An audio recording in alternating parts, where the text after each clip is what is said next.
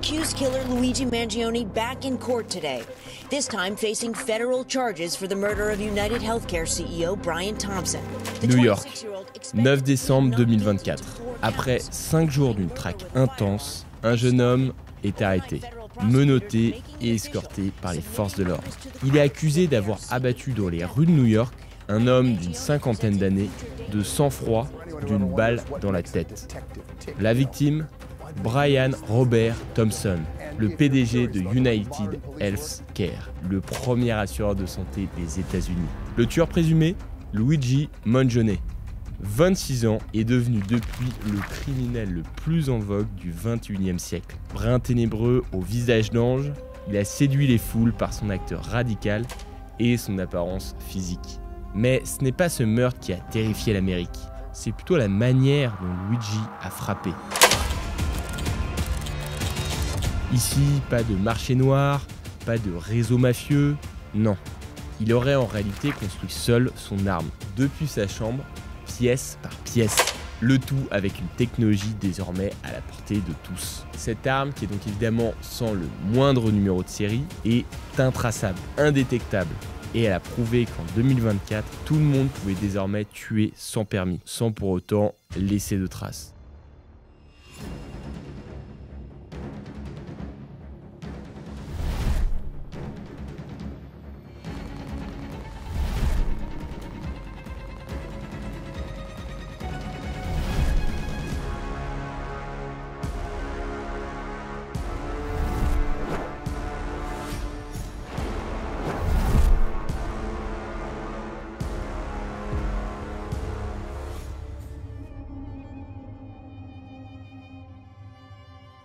Dans cette vidéo, on va ensemble tenter de lever le voile sur cette affaire qui fissure la sécurité mondiale et qui est très probablement le début d'une longue liste de meurtres. Aujourd'hui, on publie le 4e épisode d'une série de vidéos que vous affectionnez particulièrement, consacrée à des personnes ou des histoires marquantes sur l'impression 3D. Ce type de concept, comme toujours, nous demande beaucoup de travail et de recherche, donc si jamais ça vous plaît, dites-le nous en commentaire. Likez, abonnez-vous, n'hésitez pas à la partager à vos proches, ça nous encourage énormément et ça nous pousse à continuer. Et évidemment, pour tous ceux qui souhaitent aller plus loin, vous trouvez toutes nos sources dans la description. Et comme vous le savez, cette vidéo est financée par nous-mêmes, donc si vous voulez aller encore plus loin dans votre soutien, vous savez que vous pouvez vous former chez nous à l'impression et à la modélisation 3D. Le but, c'est de vous permettre de créer vos propres objets en maîtrisant de A à Z cette technologie. La formation qu'on propose se déroule soit en individuel, soit en groupe en fonction de votre choix et peut se faire aussi bien en présentiel dans nos locaux qu'en visioconférence. Si cette formation vous intéresse, sachez aussi qu'elle est reconnue par l'État. Ça vous permettra donc de passer un certificat reconnu par l'État et donc de valoriser votre CV et vous pourrez aussi faire financer jusqu'à 100% cet accompagnement. Même chose si ça vous intéresse. Je vous mets le lien en description. N'hésitez pas à aller faire un tour si l'impression 3D vous intéresse. Allez, et nous, on retourne à notre Luigi Mangione.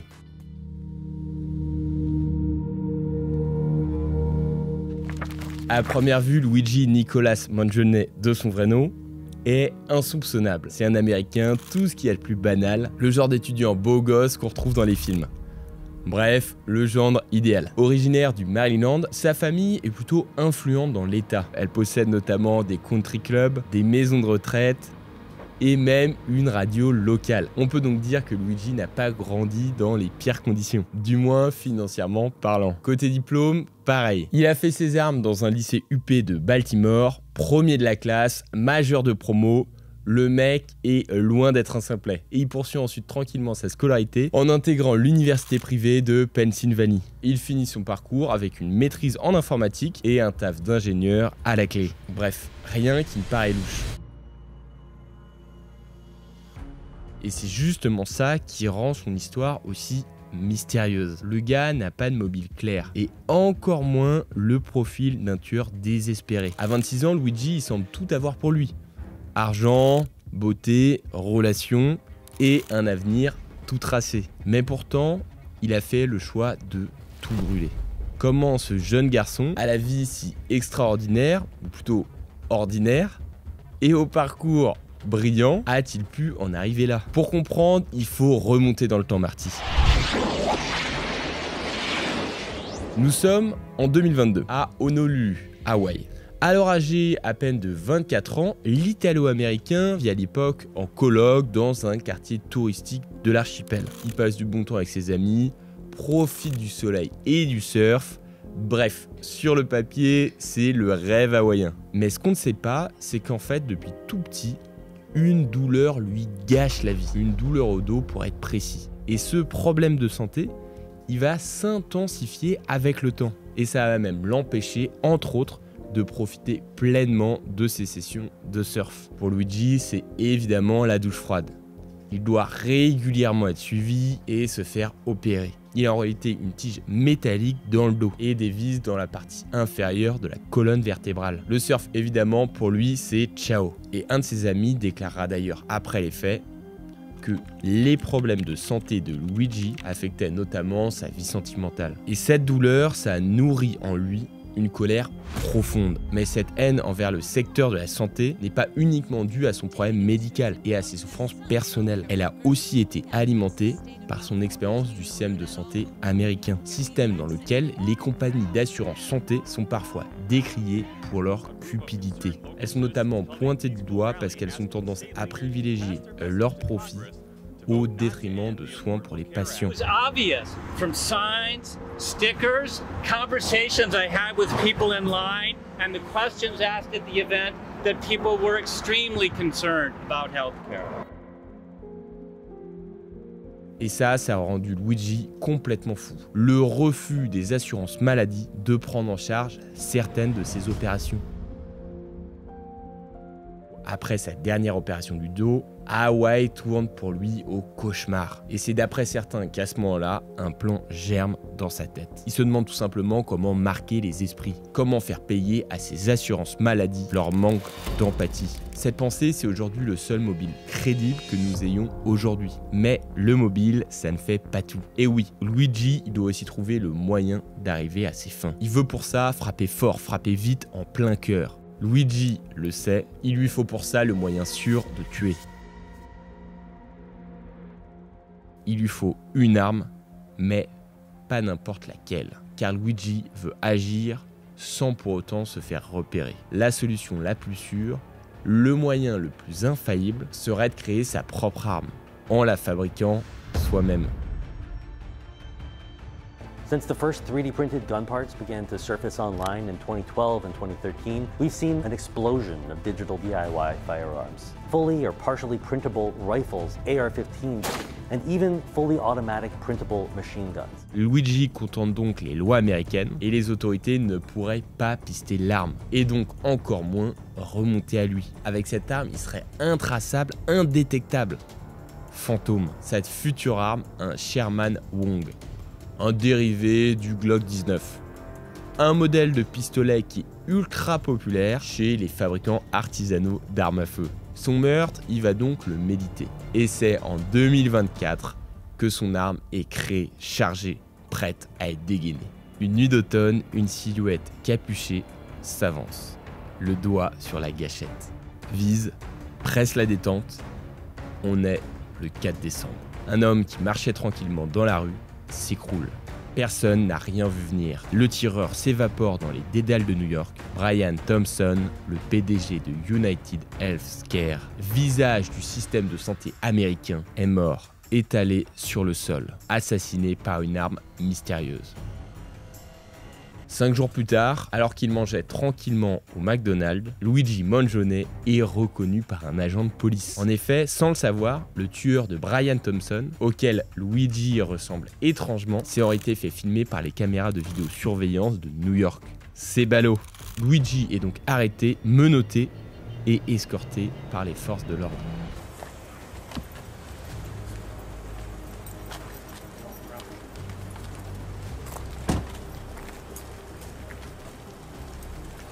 Suspect numéro 1 dans l'affaire, toutes les preuves l'accusent. En sa possession, une fausse carte d'identité et 2 armes à feu artisanales, dont une semblable à celle du tireur.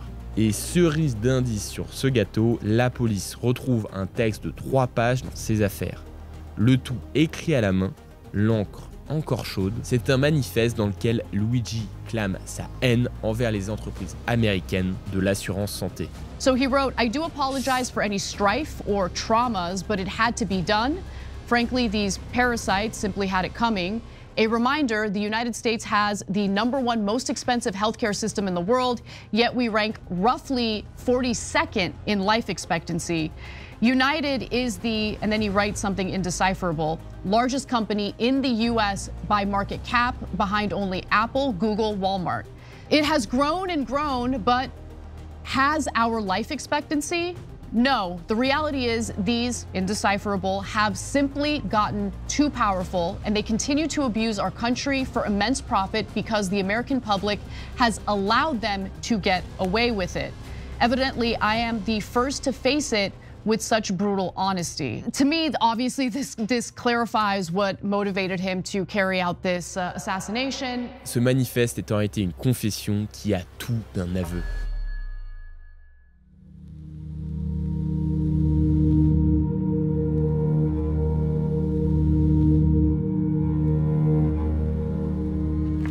Cette histoire sanglante, c'est autant celle de Luigi que celle de son arme. Et pour comprendre le récit de cette dernière, il faut revenir un peu en arrière. Avant de parler de Luigi, il faut déjà que je vous parle de Mario.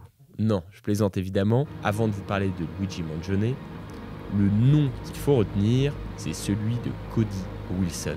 Cody, c'était lui aussi un étudiant américain, obsédé par les armes à feu. Mais c'était aussi un sacré visionnaire, qui en 2013 a changé le monde à jamais. Dans les années 2010, l'impression 3D, c'était alors qu'une technologie gadget. Pour autant, c'est grâce aux premières imprimantes 3D que Cody va mettre son idée à exécution. Il va réussir à fabriquer un objet de fou.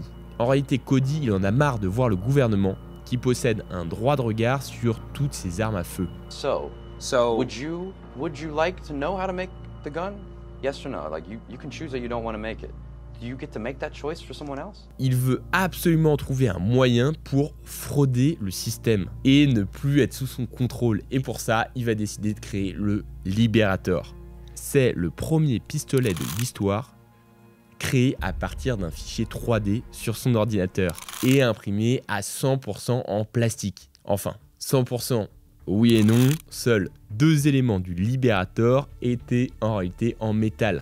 Le percuteur et un petit bloc inséré dans la poignée. Et c'est d'ailleurs la présence de ces 2 pièces qui rendait le Liberator légal à l'origine, puisqu'elle déclenchait notamment les portiques de sécurité, ce qui est une exigence de la loi américaine concernant les armes légales. Oui, parce qu'ici je parle évidemment des États-Unis. D'un simple clic, Cody Wilson, comme Luigi Mangione 11 ans après lui, est passé d'un fichier 3D sur son ordinateur à une arme, une vraie, réelle, palpable, létale. Your .22 pistol, you might have the right to keep and bear it. But that doesn't mean you have the right to make it. That doesn't mean you have the right to talk to other people about making it. This is Cody Wilson, the crypto-anarchist best known for developing the Liberator, a 3D printable gun that was downloaded 100,000 times in 2 days. Immédiatement, Cody diffuse en ligne le fichier 3D qu'il a utilisé pour fabriquer son arme maison. Et inutile de vous le préciser qu'Internet, même en 2013, va très vite. Le modèle est alors téléchargé des centaines de milliers de fois, et ça en quelques heures. Le gouvernement, il va évidemment tenter d'endiguer la propagation, mais rien n'y fait. Internet est trop fort, trop rapide, et surtout, Internet n'oublie jamais. C'est donc le chaos. Les flingues, ils deviennent intraçables, sans numéro de série, impossible à détecter. Et 11 ans plus tard, Luigi Mangione va s'en inspirer. Enfin, disons que le mode opératoire est le même. Mais l'arme de Luigi est bien plus avancée que celle de Cody. Parce que le Liberator, c'est certes une révolution technologique, mais avec le recul, c'est probablement la pire arme possible. Le flingue peut carrément vous exploser dans les mains. Mais bon, ce qui est sûr, c'est que Cody Wilson, avec cette création, il a ouvert une véritable boîte de Pandore. Désormais, pour tous les fous furieux qui souhaiteraient se munir illégalement d'une arme à feu, l'impression 3D, c'est la solution. Plus besoin d'être majeur, plus besoin de se rendre dans un magasin pour choisir son flingue. Les armes en 3D deviennent intraçables, sans numéro de série, sans enregistrement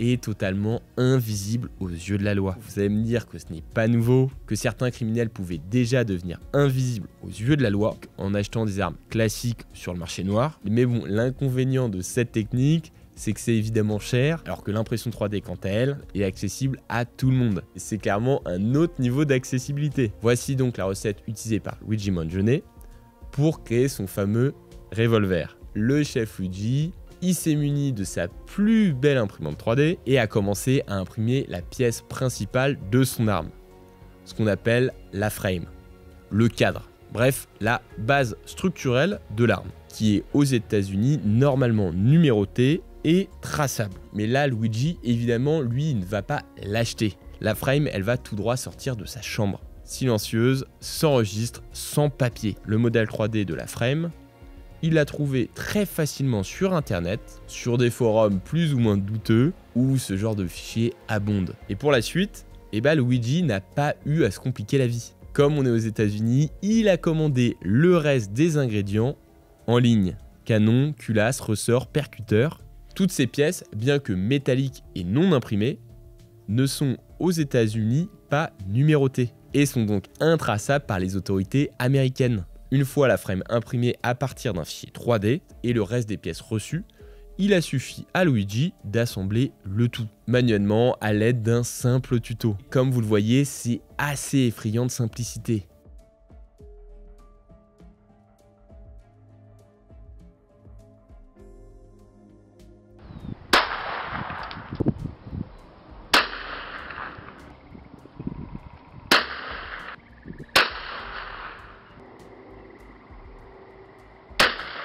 Et comme si cela ne suffisait pas, certains armuriers et spécialistes estiment désormais qu'il serait possible aujourd'hui de fabriquer un canon avec une imprimante 3D. Pour faire simple, en pratique, seul un canon en acier est assez résistant pour tirer de vraies munitions. Mais ce n'est pas tout, un vrai canon possède des rayures internes qui vont en fait faire tourner la balle à très haute vitesse, et c'est cette caractéristique qui va en fait lui donner sa puissance et sa précision.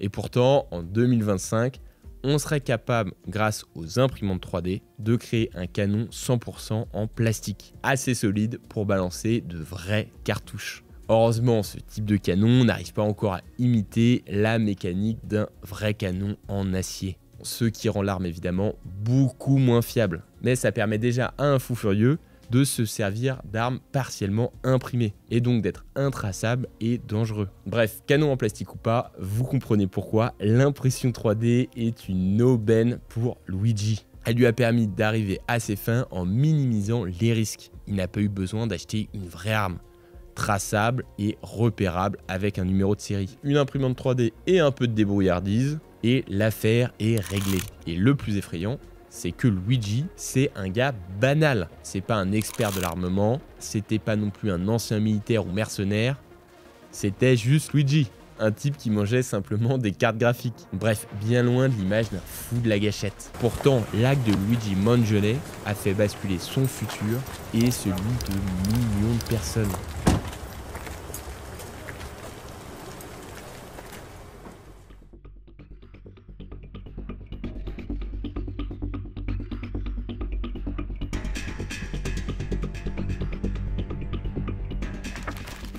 Accused killer Luigi Mangione back in court today, this time facing federal charges for the murder of United Healthcare CEO Brian Thompson.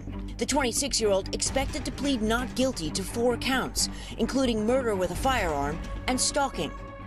En avril 2025, alors détenu dans une prison fédérale de Brooklyn depuis son arrestation 4 mois plus tôt, Luigi voit son destin basculer une nouvelle fois. C'est son procès qui démarre. Et c'est là que la procureure générale des États-Unis, Pam Bondi, rentre en scène. Elle demande sans sourciller aux procureurs fédéraux de requérir la peine de mort. Overnight, federal prosecutors making it official, submitting notice to the court that they are seeking the death penalty.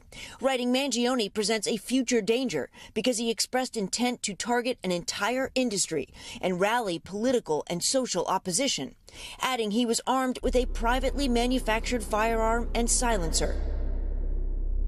Le vendredi 11, le tribunal fédéral de Manhattan tranche et inculpe Luigi Mangione. Une décision radicale qui condamne le jeune homme de 26 ans à une mort quasi certaine. Mais ce procès, ce n'est pas seulement celui de Luigi Mangione, c'est aussi celui de l'impression 3D.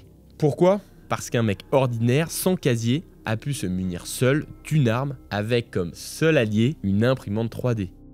Et a réussi à tuer un des hommes les plus influents des États-Unis. Tout ça sans permis, sans registre, sans laisser aucune empreinte numérique. Donc forcément, c'est l'heure du jugement pour l'impression 3D. Sur les réseaux sociaux, on en parle beaucoup. On présente notamment Luigi comme une sorte de Robin des Bois des temps modernes, venu venger les citoyens des riches compagnies d'assurance santé. Mais dans le tribunal, ce qui fait débat, c'est l'utilisation de l'impression 3D. Peut-on télécharger les fichiers 3D d'une telle arme? Qui est le plus responsable? Le tireur? Ou bien la personne qui a créé les plans de cette arme? Ou encore celle qui les a mises en ligne? Bref, c'est un vrai procès de l'impossible. Les armes imprimées en 3D sont une nouveauté, et techniquement il est possible dans certains états d'imprimer une arme partiellement en plastique, mais ce type de fabrication artisanale n'est toléré que si l'arme est destinée à un usage strictement personnel. Et il faut que cette dernière soit enregistrée sous un matricule. Mais évidemment, Luigi, lui, son usage personnel, c'était de tuer. Et c'est justement l'impression 3D qui lui a permis de commettre ce crime. Sans cette arme artisanale, il lui aurait été impossible de commettre un tel acte. Ce qu'il faut bien comprendre, c'est que Luigi, c'est pas un génie. Mais il a compris un truc, c'est qu'avec l'impression 3D, il pouvait agir librement, par ses propres moyens. Il n'a pas hacké le système, il a juste acheté une imprimante 3D, a regardé des tutoriels sur YouTube, et pourtant le monde ne s'en est jamais remis. L'impression 3D, elle a ouvert une véritable brèche, une faille dans le système judiciaire.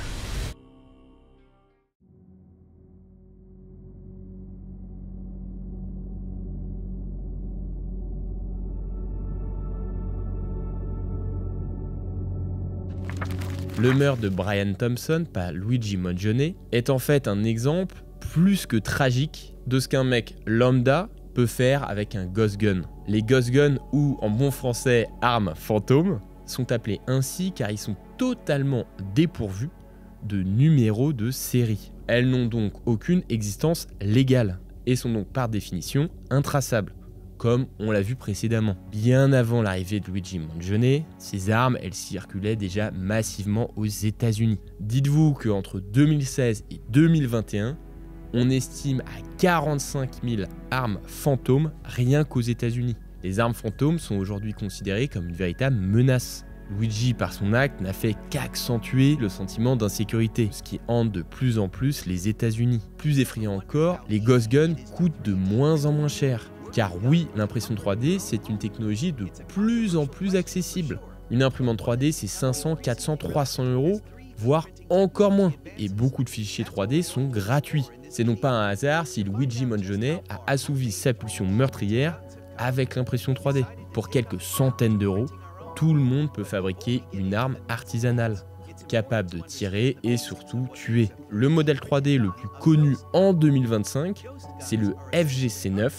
On en avait fait une vidéo si ça vous intéresse, et cette dernière, elle est pensée pour contourner toutes les lois. Son nom est d'ailleurs assez explicite, Fuck Gun Control 9 mm, efficace, provocateur, il tire évidemment de réelles balles, et ici, l'impression 3D a vraiment changé la donne. Que ça soit en Australie, que ça soit au Mexique, où certains cartels de drogue n'hésitent pas à fabriquer de manière quasi industrielle des armes fantômes, en passant par Luigi Mangione. Et si vous pensez que les ghost guns prolifèrent seulement à l'étranger, et bah vous vous mettez le canon dans l'œil.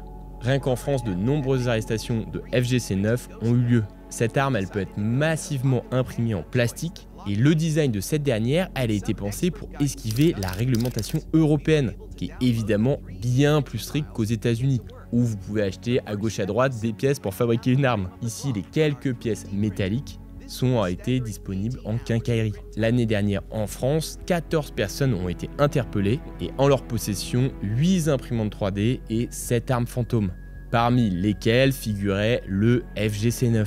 Le FGC9 a également été utilisé lors d'une tentative d'assassinat manquée à Marseille en juin 2023. Il y a donc plus de doute, la menace elle grandit à tel point que l'impression 3D est désormais perçue par certains comme une technologie effrayante. De notre point de vue, évidemment, c'est dommage, car la technologie en elle-même n'est pas criminelle. Prothèses, organes, pièces industrielles, œuvres d'art, l'impression 3D est à la base d'une révolution qui va pouvoir nous aider dans le bon sens du terme. Mais comme toujours, ce n'est pas l'outil, le danger, c'est comment l'homme s'en sert. Luigi Mangione n'a pas choisi de faire de belles figurines imprimées en 3D. Non, lui, il a choisi de tuer. Certains voient en lui un monstre, d'autres un héros. Ce qui est sûr en tout cas, c'est qu'un homme est mort. Et qu'un garçon âgé de seulement 26 ans risque prochainement de suivre le même destin funeste. Voilà, c'était l'histoire des armes fantômes et de Luigi Mangione, l'homme qui risque la peine de mort à cause de l'impression 3D. J'espère en tout cas que cette vidéo vous a plu. N'hésitez pas à la liker, la partager, la commenter. Je vais essayer de répondre au maximum de commentaires. Comme d'hab avec ces vidéos, l'objectif c'est de vous montrer à travers la vie de différentes personnes des histoires concrètes, passionnantes et parfois terribles autour de l'impression 3D. Dans tous les cas, si jamais vous souhaitiez vous lancer dans l'impression et la modélisation 3D, je vous rappelle qu'on propose une formation pratique reconnue par l'État et finançable jusqu'à 100%. Je vous mets le lien en description si ça vous intéresse. Et moi, je vous dis à très vite pour une prochaine vidéo.